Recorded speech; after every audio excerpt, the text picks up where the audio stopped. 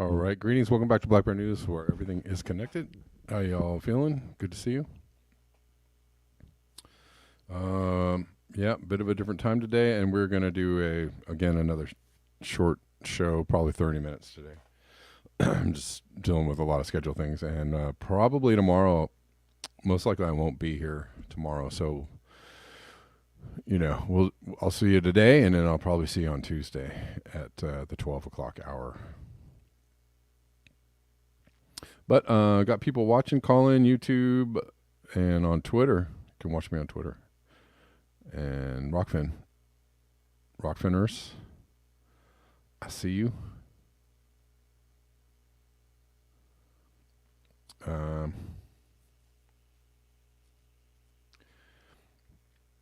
So much to cover. I don't even, half an hour is just ridiculous. But we'll try. Gene, you planted a whole field of beans. Nice. Hello. Live on Colin. Did I say that? We're live on Rockfin. Did I say that? Hello, Rockfinners. Hello. I see you. Oh, I got to press the go live button.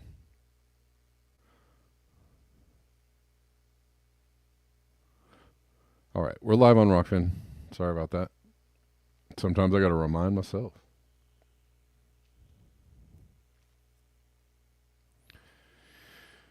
And we'll try and get some climate news in here, even though it's 24. It's just all day. Hold on. Thunder. It's just all day. It's just Israel, wall-to-wall Gaza news.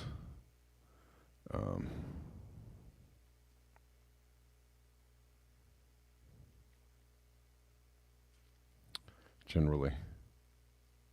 Yeah, Monday, no show. Probably no show tomorrow.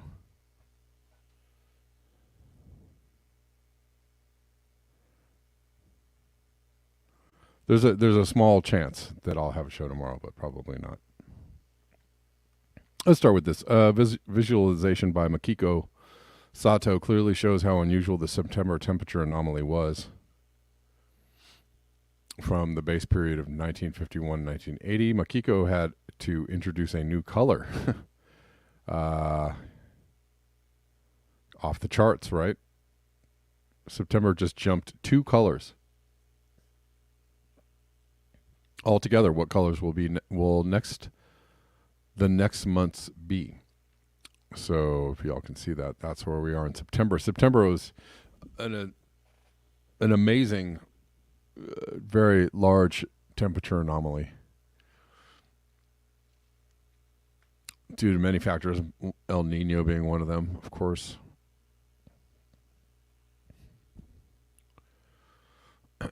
But that's where we are at, right? We saw some big anomalies all the way back here in 2016. 2020 saw some anomalies, or is that 2021? I can't tell. I think it's 2020. And 2023 holding it down.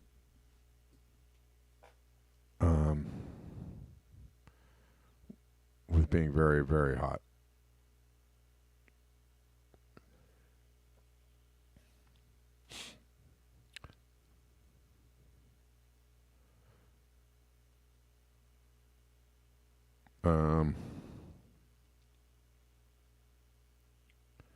And then there's also Antarctic. I really don't like these ads that get stuck up in these threads.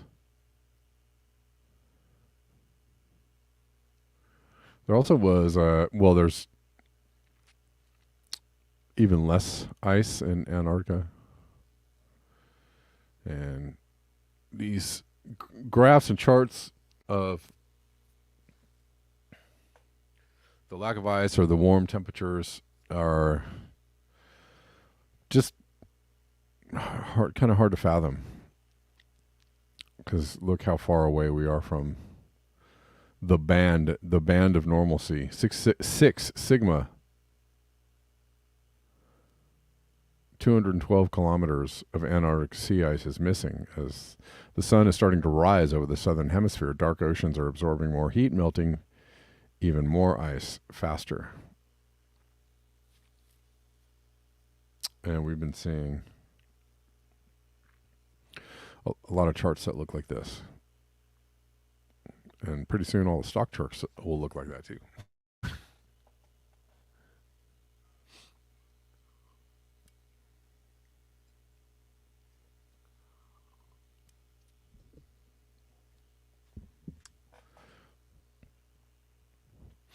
Going to continue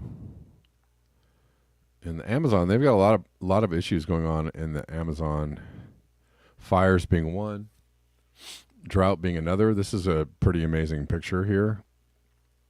River houses on the Amazon River are becoming just regular houses. Incredible drought levels in South America have never been seen before.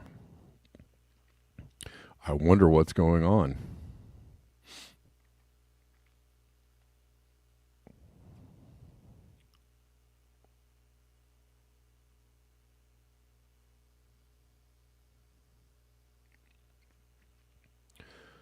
And we're seeing lots of pictures like this from the Amazon. And well, I guess we're going to go segue to Israel, but there's flooding and some very strong storm activity in Israel. End of the World Party says it's almost like a sign from a dead God telling humanity end war or end. Even nature's jumping in this one. Nature's like, yeah, we're not going to do this. And I believe they had to postpone an airstrike due to bad weather.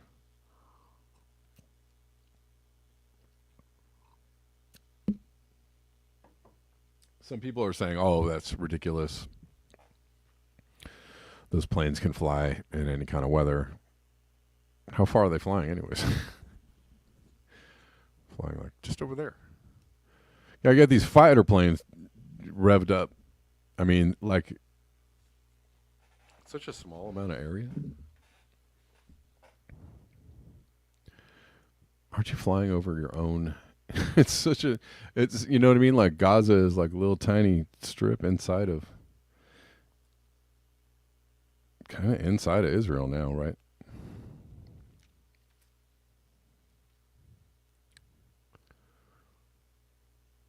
What I was trying to say, the fighters probably need more runway than the distance it is from wherever the distance to Gaza, right? They need to we got to take off and go way over here and then come on back because it's right there. It's just right there. It's right there. Anyways, they decided not to fly because of this storm activity, at least for now.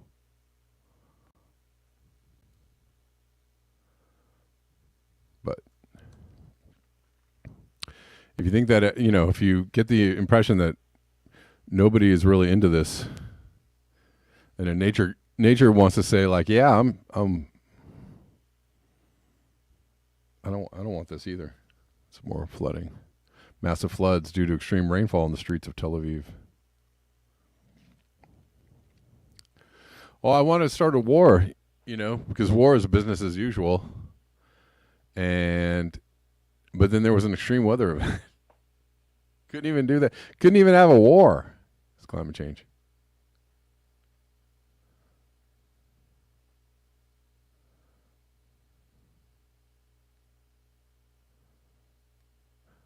Maybe nature is anti-Semitic. Huh?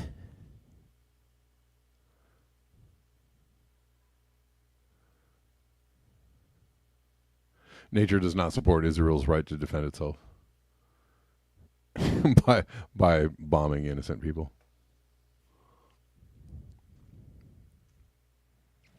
This is how I always defend my home. If I'm afraid somebody's going to come jack me up, I generally just go out to the houses around me and I just start indiscriminately shooting into the houses just to let people know I'm defending myself.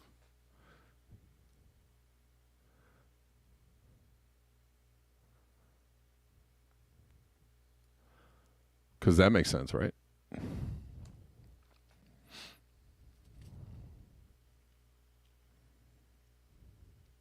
So Newsday says, just like they changed the definition of anti-Semitism to mean words different than Zionist propaganda, they've changed the definition of rain delay to mean Hezbollah will unequivocally enter this war, so we're going to have a quick think up. So what's happening is a massive lack of support from even Israelis. Even Israelis, seriously.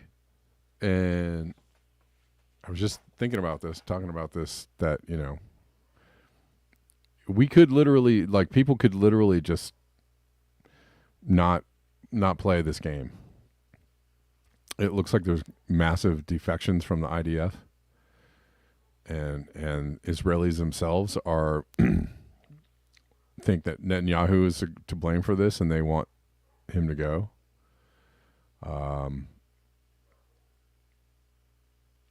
Yeah, Poppy, I listened to that video, that same video, the Garland-Nixon one. Yeah, he did have good points. What if everybody left and there was nobody, you know, and you had a hollowed out country?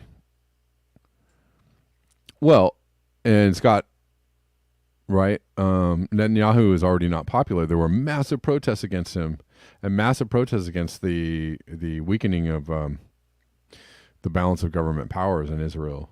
People were very upset, and you know, maybe they thought this would be a great distraction, and maybe that they thought, you know, maybe they thought, well, this is a great reason to mobilize everybody, and when it actually goes in the opposite direction, you know. Oh no, we're still mad. No. We, and no matter what happened here,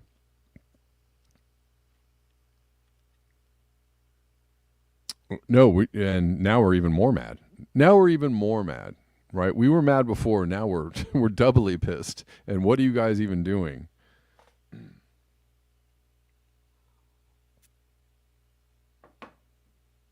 And what if people just didn't play this game? Right? Israeli soldiers, maybe, what if they didn't even, you know, what if they had such massive defections that there was nobody, you know, barely anybody left to play this, you know, to do this thing? What if Americans got out in the streets en masse and just said, no, we're not going to do this, to the point where you might have, you know, soldiers in the U.S. Army or elsewhere saying, no, we're not going to participate in this. You can, these things can happen. Where you have such massive lack of support for something that people just aren't gonna take part in it, and it's really hard to function after that.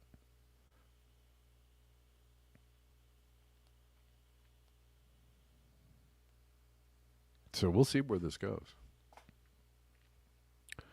Scott Ritter says, watching the U.S. media cope with Israeli dysfunction is fascinating. CNN reports as if Israel is in the driver's seat.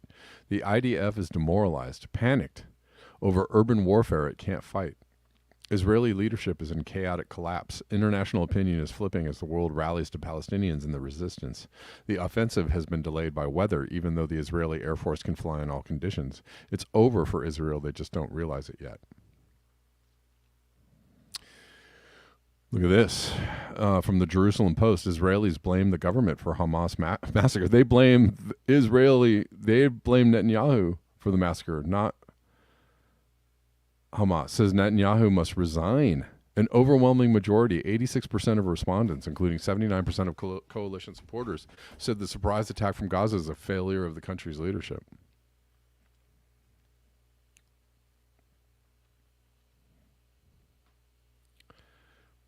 Oh, yeah. Osama, for sure. The little stunt has discredited all the mainstream media and the Western governments. Absolutely. Well, you know, I feel like we're on the verge of a massive I feel like we're on the verge of a massive revolt or a massive awakening, because this is gonna people, you know, something's got to give, right? Because the psychopaths in charge are just literally doing whatever they want and pretty much kind of daring somebody to say something. Say something. You know, we're going just ham on everything. We're gonna strip all your civil rights away, and we're just gonna start wars, and nobody, you know, even though nobody really wants to support it and nobody was behind us and nobody, right? We're rogue. We're just doing whatever we want. You know, and literally just saying like, well, what are you going to do? You know, if you're not going to stop us, well, then I guess we'll just continue. So like at what point at some point, I think the people, you know, citizens of any particular country or the world, if you will, are going to be like, okay, all right, okay, that's enough. Like that's it.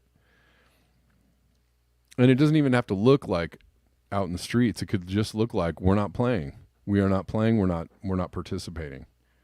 We're just not participating.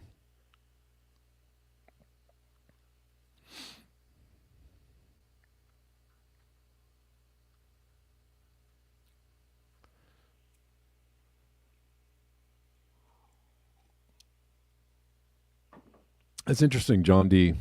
There's been talk about Iran nudging Hamas and possibly Hezbollah, but not joining the dots further on Russia's role in causing NATO to overreach on various fronts. I mean, maybe. But that's an interesting idea, though, right? What if Russia is reverse engineering the U.S.'s, you know, fall of the Russian, you know, the USSR, right? Like the idea was that the U.S. kind of forced Russia into an arms race, and also, you know, Russia was mired in Afghanistan for a long time. The idea was that they pushed them into like a, you know, instability because they were, you know, forced to engage in like an arms race, and they were, you know, bleeding money, and they were, you know, there was instability, internal instability, and they, you know, they pushed them on a bunch of fronts, and that caused Russia to ultimately collapse. I wonder if Russia is, I mean, I don't know if they're really like, if it's that big of a, you know, dastardly of a plan or whatever, but interesting thought.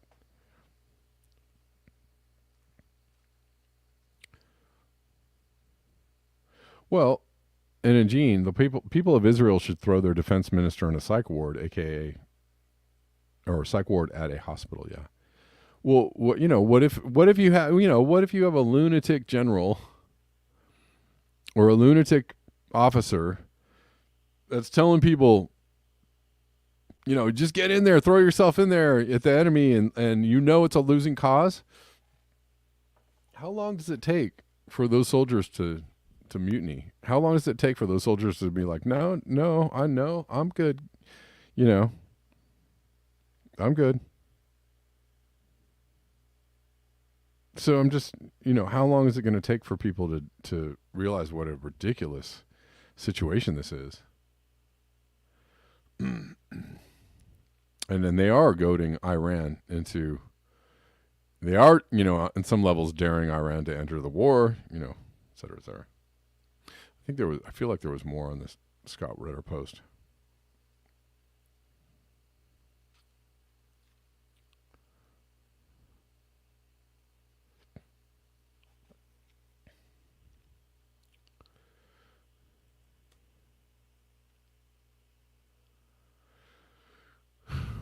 Pushing Biden left. I'm older enough to remember when the Democratic Party pretended to be pro-human rights and anti-war. Pretended being the opposite, or the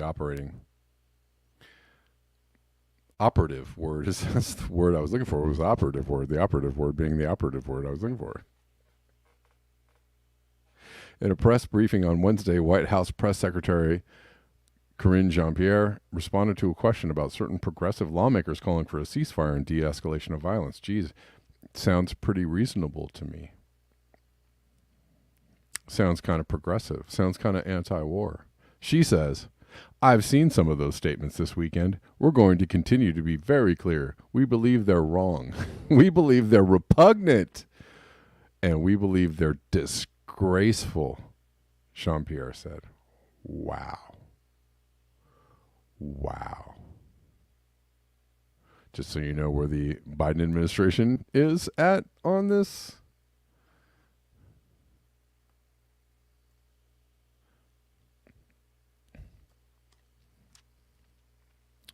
We're running through this, guys, because I'm going to make it short. So Representative Mike McCall in the nightmare scenario that could start once Israel starts their ground attack on Gaza. Do you need a... So let me see. You're bombing the living mess out of an entire area, but you need a ground war too? What is the ground war for? And who's it against? I guess the idea was that when they're going to tell everybody to leave this area and then like go in there and get Hamas? Is that what they're saying? Is that what it is? Right now, we're just providing weapons and training. But the minute Iran gets involved, it does trigger the War Powers Act. What would follow after that would be very bloody. Wow. Threatening like full-scale war on national TV. That's always good. Let's get to this message that Iran sent to Israel on Saturday night, stressing that it does not want further escalation in the war, and it said that if it sees Israel go in this ground attack, which we are expecting, they will have to intervene, and Israel will face a quote-unquote earthquake. Frightening. This is the nightmare scenario we've always been worried about. Because they're so crazy. Oh, we're so worried about this. I mean, we couldn't possibly consider not doing this thing that they're saying, please don't do this, otherwise we couldn't possibly consider not doing this. We're absolutely going to do it. But their reaction is crazy. Okay, all right. Like, hey, man, don't hit me. Oh, I'm going to hit you, fool. Oh, hey, man, don't hit me. Listen, if you hit me, then I'm going to have to unleash my, super, 9th level judo on your ass. So don't hit me. Oh, man, I'm going to hit you. Like, but listen to this guy's crazy, right? I'm going to hit you, but, man, you are nuts threatening me. Telling me that if I hit you that you might unleash the 9th level judo on me. You're crazy. Oh, but then don't hit me. Okay, that's all. Yeah, anyways.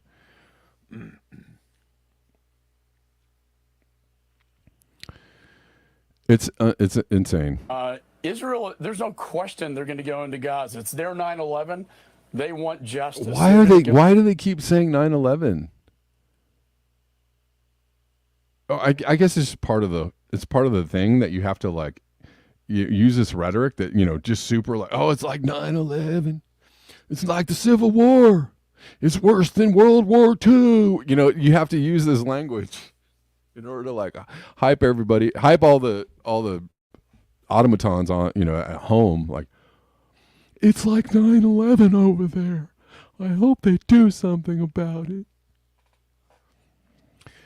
Listen, Fox News and CNN and all you mainstream people, like barely anybody is paying attention to you anymore, except for the people that don't have any brains left. So you're only speaking to the very, lowest common denominator of intelligence in the United States, or you're just talking to yourselves. I mean, mainly this is manufacturing consent. So literally, they're just broadcasting to themselves, right? They're broadcasting to the power elite, right? The power elite, right? Well, I saw on Fox News that they said this. Well, we must do something about it, right?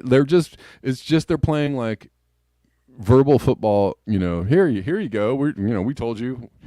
This guy, very, very well respected man on Fox News, saying that, well, this could be a whole nother level of war, and then the political people are like, yeah, like what he said. Yeah, we're gonna have to do something about it. Yeah.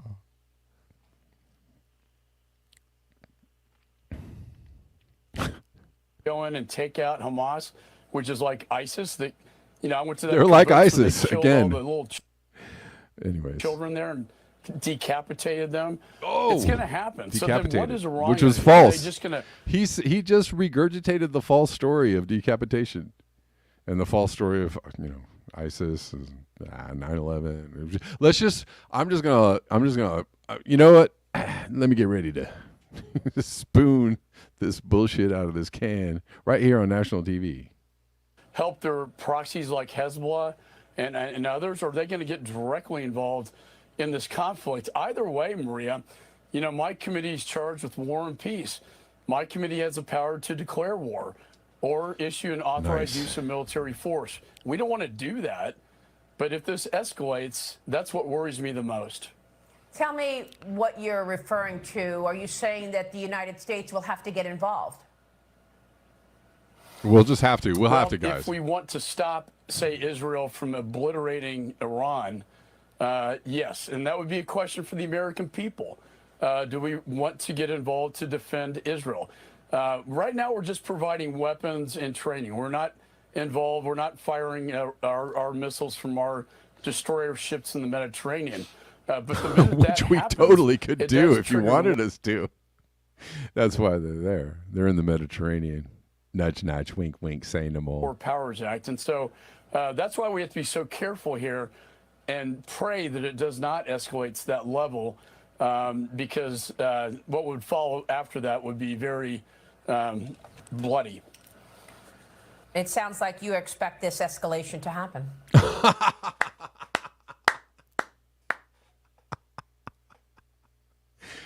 Yeah, what's up with her lips, by the way? Yeah, you look like somebody punched you in the lips, lady. You're not fooling anybody. Your big fake lips. You look like a clown. Anyways, but besides her big fake lips, which don't look appealing on any level, dear women in the world, that do not look appealing on any level. It's just ridiculous. So don't do it. But like the he's like, well, we hope and we pray. We pray and we hope that this doesn't escalate any further. And she says, well, it looks like you're expecting that escalation to happen right away, right? Like, let me just read between the lines for you, Representative McCall. He's like, we hope and we pray this doesn't escalate further. She says, sounds like it's going to escalate, huh?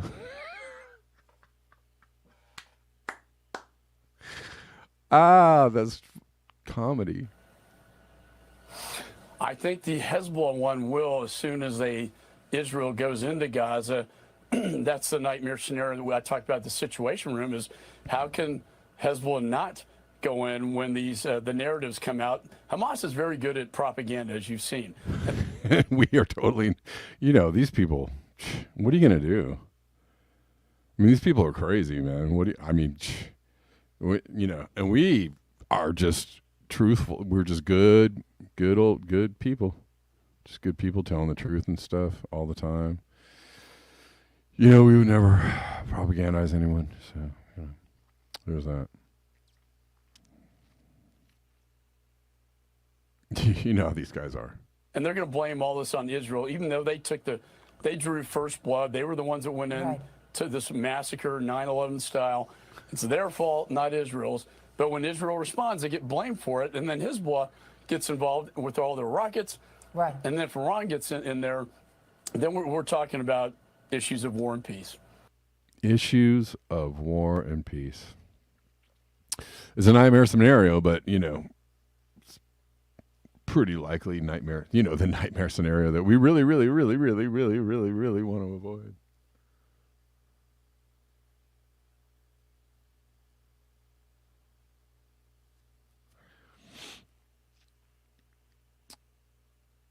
Yeah. Anyways, that's weird, huh? That was some strangeness. Oh, by the way, here's an American from Miami suited up in an IDF uniform. So it looks like we already have some troops in there. This is from Bread and Circuses. See if we can get some sound on this. And why did you came to Israel? To kill Hamas and to bring everyone home. And what do you want to tell to the Israeli people? We didn't start this, but we're gonna end this and be strong. Thank you very much. How are you? What's going on, bro? Great to see you in Israel. You too, man. Where did you came from? From Miami, Florida. And why did you came to Israel? To kill Hamas and to bring everyone home. And what do you want to tell to the Israeli people? We didn't start this, but we're gonna end this and be strong. Thank you very much. To kill some Muslims and bring everyone home, is what he said. Wow.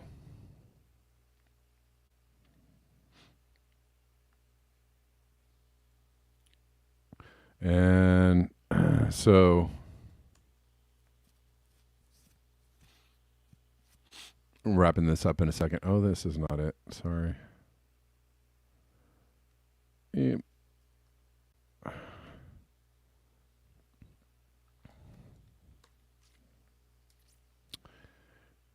And from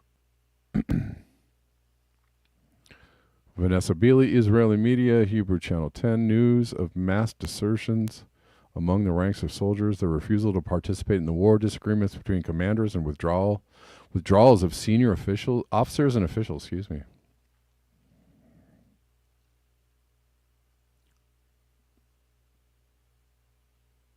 So this is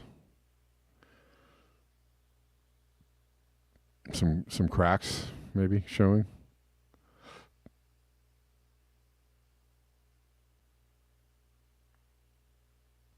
And anti-Netanyahu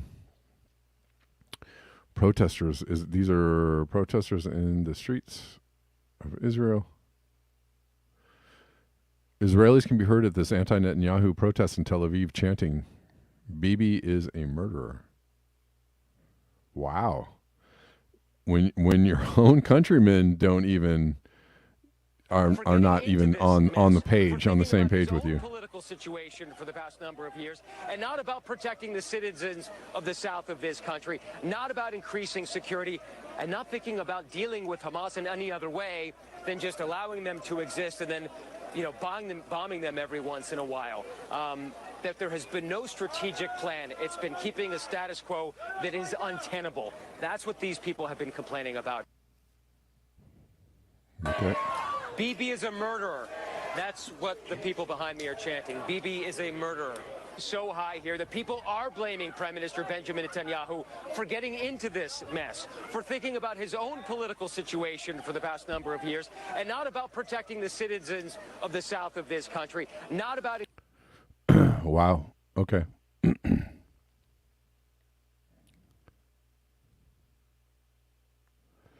Two more things.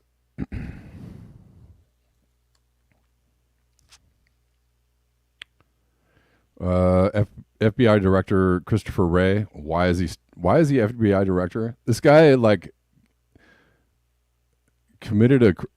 was found guilty of falsifying documents, and somehow he got promoted because that's how it works. Good job there, Christopher Wray, on that falsifying the documents thing. Would you like a job as director? Hamas-style terror attacks might be coming to the U.S. soil. Good thing we have a secure border. Communities, you're often the first to see the signs that someone may be mobilizing to violence. Mobilizing to violence. In this heightened environment, there's no question we're seeing an increase in reported threats, and we've got to be on the lookout, especially for lone actors who may take inspiration from recent events to commit. You know about how those lone actors are always doing stuff alone? Just moving alone, just totally alone. Just thinking about stuff alone. And Comrade Misty says, seriously, massive false flag warning, all the red flags.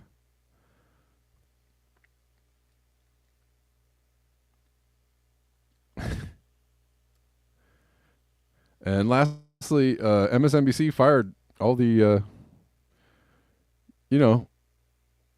all the Muslim guys. Just like in the most massively racist, the most obviously massively racist thing ever. These guys are absolute bootlickers, which everybody is saying in the comments. There's these guys, can't bend over fast enough for the propaganda machine. I mean, that's their job, right? Like, they don't want to lose their job being propagandists. They love the propagandists or the propaganda, right? And they love to propagandize, and they do it really well. That's why they get paid the big bucks. That's why they're on MSNBC. But like, even though they're willing to absolutely they fired them all. Wow. It's kind of like we're big fat effing racists, huh?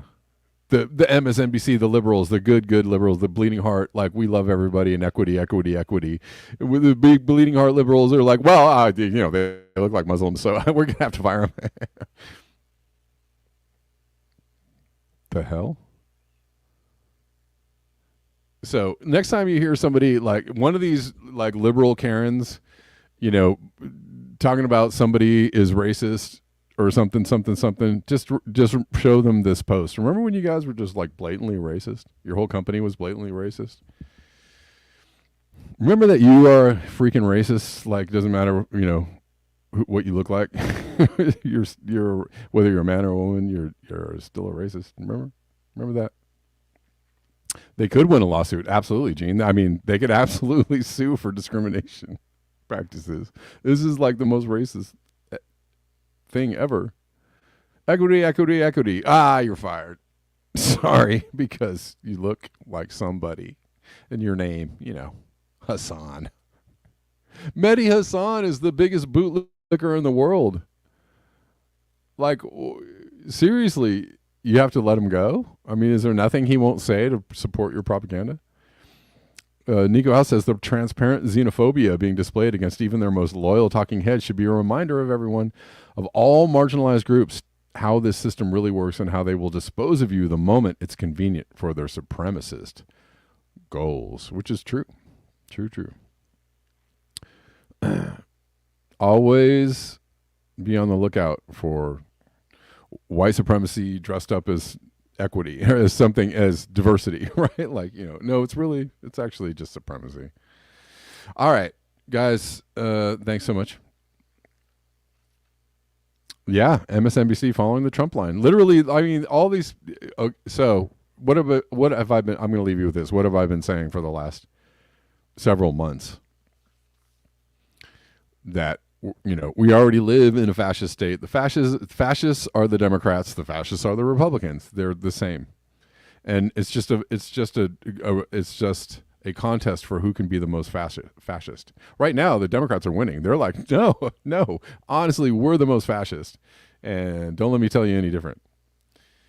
Don't let anyone tell you any different. We are the most fascist, and we will kick your ass and let you know that for real, because we're the most fascist. It's true. So there's no, when you hear somebody go like, I don't know, it's a threat to our democracy. We don't have a democracy. We have a fascist state. And the Democrats right now are the head fascists, right? Until somebody else comes along and goes, no, I'll take it from here. It's just ridiculous. Anyways. All right, guys. Peace out. And good luck to you. And I'll see you on Tuesday. And you all know how to support the show. It's all in the description box, the links. Oh, I did get a coffee. Somebody gave me a coffee overnight. I don't know who this is. Is someone that said good draws good towards it. Thank you, someone. I don't know who you are. But I appreciate you.